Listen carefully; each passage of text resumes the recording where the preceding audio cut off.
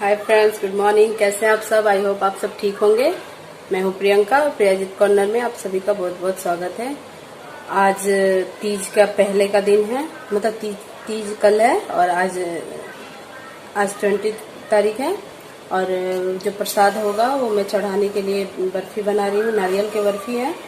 और वैसे तो हमारे यहाँ गुजिया बनता है, लेकिन गुजिया में बहुत समय जाता है। तो अब हम नारियल की बर्फ़ी बनाने जा रहे हैं। तो उसके लिए लेंगे 2 नारियल, 2 सूखा नारियल है मेरे पास, तो इसे रख लिया है। एक रखा हुआ है साइड में। और इसे सबसे ज़्यादा मेहनत यही काम में लगता है। अगर ये काम हो गया तो समझो कि बर्फ़ी बड़े आसानी से बन गई। तो ये मैं जब नारियल कस रही थी तो बहुत मेहनत लग रहा था, हो ही नहीं रहा था। तो फिर मैंने एक ट्रिक लगाया, इसे आधा आधा किया और फिर कसना शुरू किया। आप इसे चाहे तो छील कर, मतलब इसके जो ब्लैक स्किन होते हैं ऊपर ऊपर, वो छील कर और फिर कस सकते हैं। लेकिन अब वो छीलने में भी बहुत मेहनत लगेगा और फिर उसके बाद क्या बर्बाद करना उसको। वो भी खाने की चीज़ ही होती है, तो वो भी मैंने डाल दिया इसमें। तो फिर ये ले लिया कढ़ाई, और वो जो मेरा नारियल था वो 2 कटोरी के करीब हुआ था। और ये ले लिया मैंने कढ़ाई, 3 चम्मच के करीब घी डाला है। घी मेल्ट हो रहा है।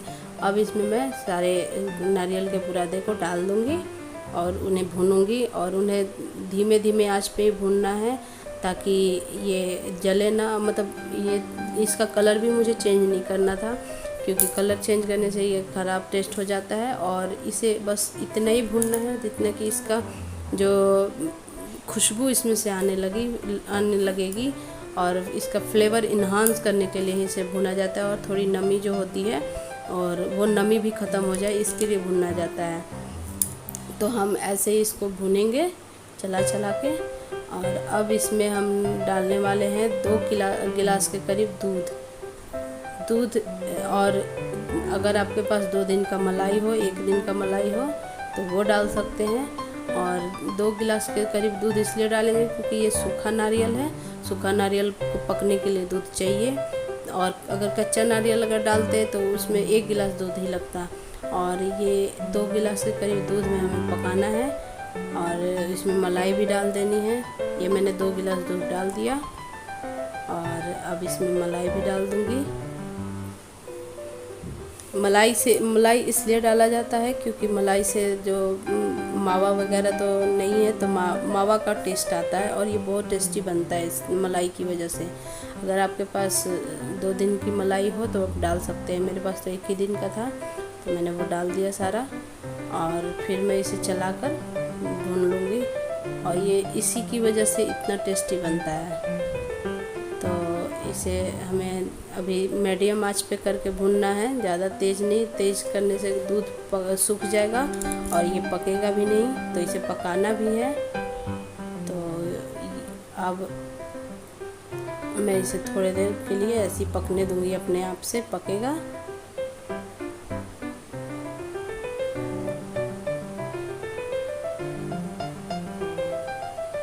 और बीच बीच में इसे हम चलाते भी रहेंगे।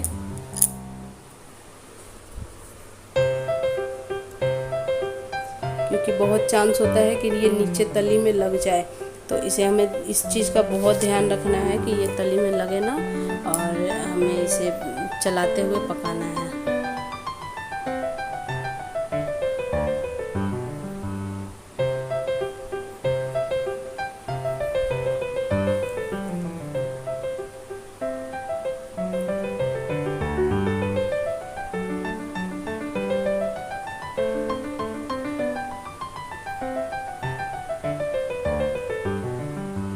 अब आप देख सकते हैं कि नारियल थोड़ा पक भी गया है और इसका जो दूध है वो सूख चुका है। और इसके दूध को हमें अभी और सुखाना है। थोड़ा बहुत रह गया है जो दूध, उसको सुखाना है।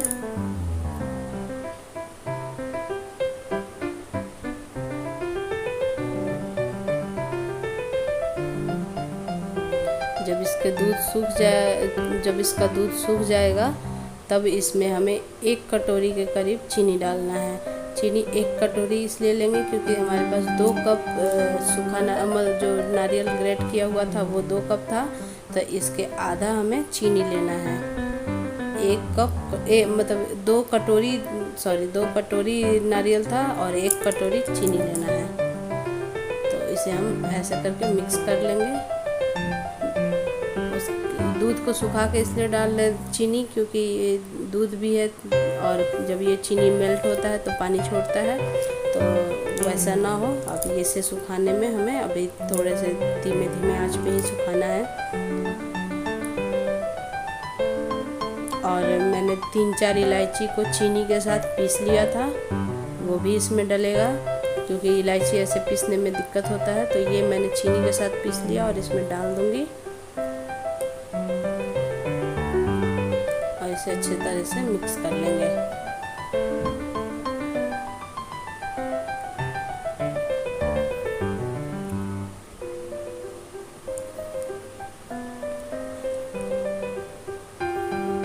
अब इसमें जाएगा थोड़ा ड्राई फ्रूट। अगर आपके पास जो भी ड्राई फ्रूट हो वो डाल सकते हैं।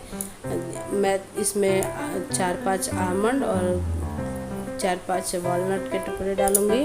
इसे मैंने छोटे छोटे पीस में टुकड़े में कर लिया है और इसे आप चाहे तो मिक्सी में भी ब्लेंड का हल्का सा दरदरा पीस कर डाल सकते हैं।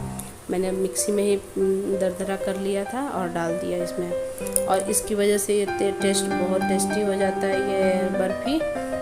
और इसे हमें अभी आप देख सकते हैं कि ये थोड़ा इकट्ठा होने लगा है, तो ये अभी और इकट्ठा जब होने लगेगा तो हमें इसे प्लेट में ट्रांसफ़र करना है।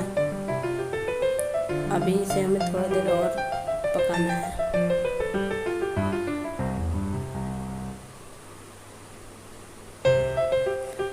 अब ये मिक्सचर रेडी है प्लेट में ट्रांसफ़र करने के लिए। एक थाली में घी लगा लेंगे, घी लगाकर इसे फैला देंगे अच्छी तरीके से और हाथ से भी थोड़ा थपथपा देंगे, क्योंकि हाथ से क्या होगा कि ये चिकना हो जाएगा और मतलब अच्छे तरीके से शेप में आ जाएगा। ये मैं पहले शेप दे रही थी, आप चाहे तो दे सकते हैं, लेकिन ये मिक्सचर जो था वो बहुत ज़्यादा था जो कि शेप नहीं दे पाई, तो मैंने फिर से फैला दिया। और अब इसे मैंने बर्फ़ी को जमने के लिए रख दिया है। 10 मिनट के बाद मैं उसमें निशान लगा दूंगी और उसके बाद मैं फ्रिज में रख दूंगी। फ्रिज में रखने के बाद बर्फ़ी अपने आप सेट हो जाएगा। उसके बाद मैं दिखाती हूँ। अब 10 मिनट के बाद ये मिक्सचर थोड़ा ठंडा हो चुका है। अब इसमें हम शेप लगा लेंगे, चाकू की सहायता से शेप लगा लेंगे। ये जो बर्फ़ी होता है टेक्सचर इसका थोड़ा खुरदरा सा होता है, लेकिन ये खाने में बहुत टेस्टी बनता है। ये इसके शेप जो है बिल्कुल सही नहीं, मतलब नहीं हो पाते हैं, तो लेकिन टेस्ट में कहीं से भी ख़राब नहीं होता। ये बहुत टेस्टी बनता है। पहले मैं चाकू को सीधा करके कर रही थी, तो इसमें चाकू में दांत से बने हुए थे, तो उनकी वजह से ये पकड़ ले रहा था। तो फिर मैंने इसे उल्टा से करके किया तो ये अच्छे से कट गया।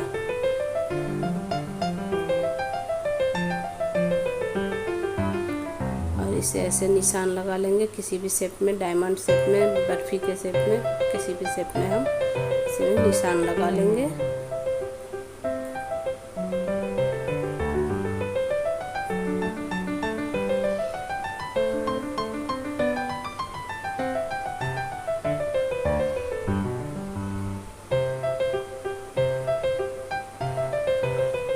जब निशान लग जाए तो हम इसे 5-6 घंटे के लिए फ्रिज में रख देंगे सेट होने के लिए, और ये सेट हो जाएगा तो ये बर्फ़ी अपने आप अच्छे से निकल आएगा। और थोड़ा सा टेक्सचर इसका बताया मैंने कि खुरदरा सा होता है, तो बर्फ़ी कुछ इस तरह से बनेगी। और कुछ जो मतलब टुकड़े टुकड़े से बच गए थे, शेप जो सही नहीं आया था, उसका मैंने लड्डू बना लिया। तो ये रहे इतना बर्फ़ी और इतना लड्डू, ये मेरी मेहंदी है। अगर आपको ये वीडियो ज़रा सा भी अच्छा लगा हो तो प्लीज़ मेरे चैनल को सब्सक्राइब कीजिए और बेल आइकन को दबाना ना भूलिएगा, और कमेंट करके बताइएगा मेहंदी कैसी लग रही है। Thank you, bye bye.